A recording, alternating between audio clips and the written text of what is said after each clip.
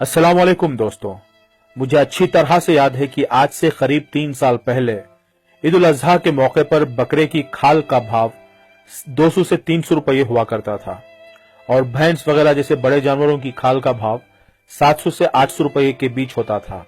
लेकिन इन 3 सालों में ऐन ईद के करीब जानवरों की खालों का भाव इस कदर नीचे हो जाता है कि यकीन करना मुश्किल होता है। यकीनन इसमें बहुत ही गहरी साजिश की बू नजर आती है। आज बकरे की खाल 25 से 30 रुपए के करीब जा रही है और बड़े जानवर की खाल 100 से 150 रुपए के करीब, और फिर भी खाल को खरीदने में नखरे दिखा रहे हैं, जिससे मदरसे वालों को काफी परेशानी हो रही है।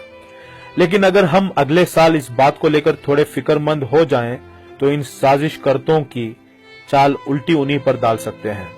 अगले साल ईद उल अजहा से करीब 1 महीने पहले से हर मुकाम पर कौम को ये पैगाम दें कि कुर्बानी की खालें या तो खुद इस्तेमाल करें वरना इन्हें जमीन में दफन कर दें, और जिस मदरसे में भी आप खाल देना चाहते हैं उस मदरसे को अगर आप बकरे की कुर्बानी की है तो 200 रुपये पहुंचाएं, और अगर बड़े जानवर की कुर्बानी की है तो 700 रुपये पहुंचाएं। जब आप कुर्बानी के लिए इतना खर्च कर सकते हैं तो क्या मदरसे के लिए कुछ और खर्च नहीं कर सकते? इससे एक तो मदरसों पर इस मुहिम का कोई फर्क नहीं पड़ेगा और चमड़ा व्यापारियों को सबक भी सिखाया जा सकता है।